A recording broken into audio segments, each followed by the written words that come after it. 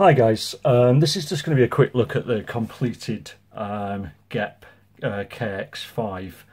I've put this together. The build has been done sort of relatively roughly, and the reason for that is the VTX that I want to use hasn't arrived yet. So at the moment this quad has got a TBS Unify Pro in it, but I want to use a different VTX on this. I've got one of the AKK VTXs in the post, which I was going to do a review on, but they seem to be popping up everywhere now. And like the TBS, that's a little VTX that has smart audio, 800 milliwatts of power, so pretty similar, and that one can be stack mounted if you wish to do so.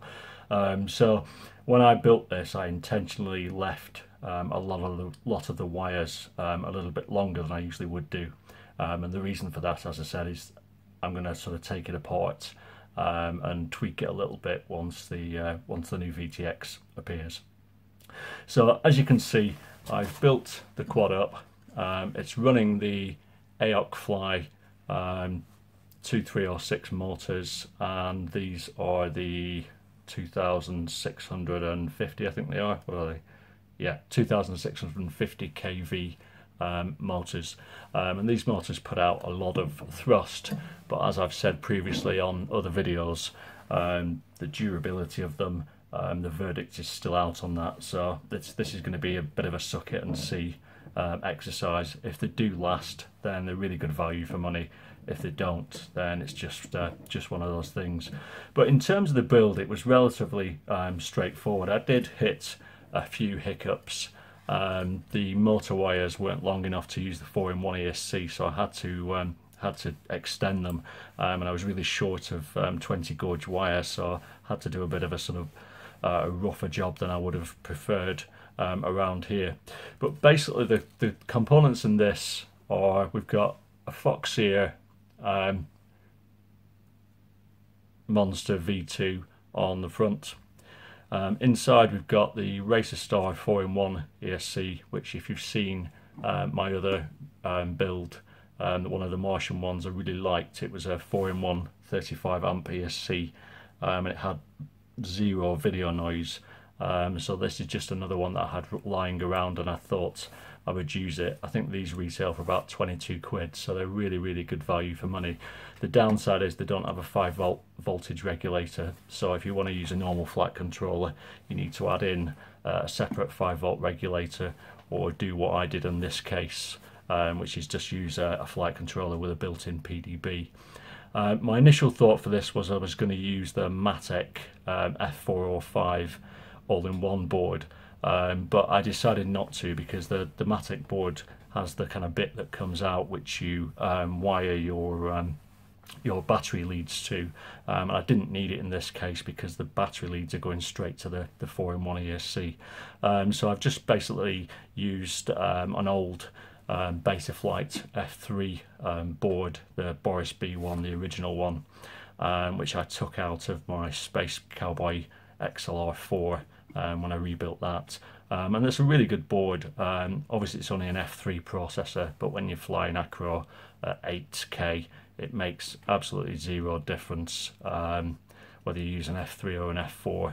The only time an F4 really comes into its own if you run in 8K is if you want to have angle mode running and your accelerometer on, in which case it pushes the CPU load up to 50–60%, which is not ideal. But given I don't fly in angle mode, and most of my quads have it on, but I never use it, in this case I've just decided to turn off the accelerometer. And basically on top of that, I've just double foam taped the little XM Plus receiver, and in the back, as I said, we've got a TBS Unify Pro. This isn't, as I said, a really detailed build overview. I just really wanted to show you what it looks like when you build it up with rather garish pink propellers on, and at the back we've got a TBS Triumph antenna. So as it stands with these components, it weighs 373 grams, and that's including the 2 lipo straps and the props. So it's coming in pretty similar to what you would find on an average Martian or Chameleon build. It's in the same ballpark. Obviously you could shave some weight off it by using lighter motors and not using this strap.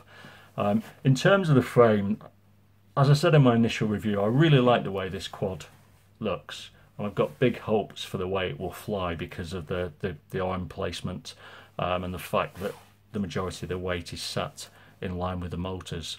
My biggest concern really remains around the strength of these rather slender arms, and my biggest bugbear remains this side plate, which, if you can see, we've got a relatively small stack here.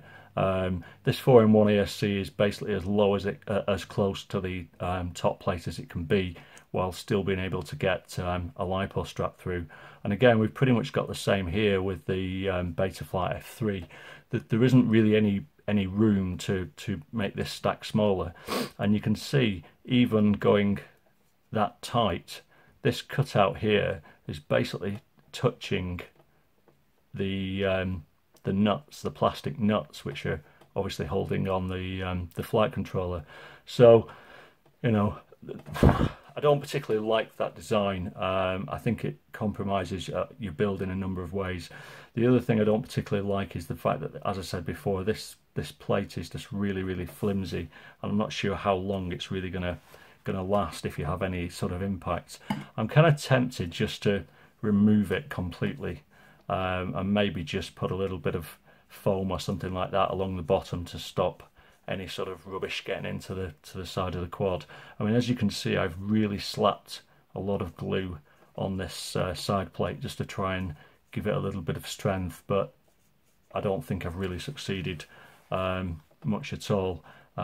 It's just annoying. And if you can see here, can you see I've already lost a screw which fell off basically and is in my garage somewhere. So as I said in my original review, I just hate M2 screws, especially in places like this where you're going to lose them. But that aside, I think it's a great looking quad. I'm hoping this front section will be really strong. I suspect it probably will be. We've obviously got this lovely cut out battery pad, and if you can see here, I'm not using the countersunk nylon screws, simply because in the build configuration that I did, they weren't long enough, so I've just used some normal some normal nylon longer screws, but it doesn't make any difference. They don't really sit proud of the silicone battery pad. So anyway, hope that's useful. As I said, still really like the frame, still think it's a really good potential frame. How it flies will dictate how much I like it, and it's really going to be a frame that you kind of have to live with a little bit to see what its quirks are, and whether those quirks are worth, you know, the potential danger of having a unibody with relatively slim arms. So anyway, cheers guys, thanks a lot, bye bye.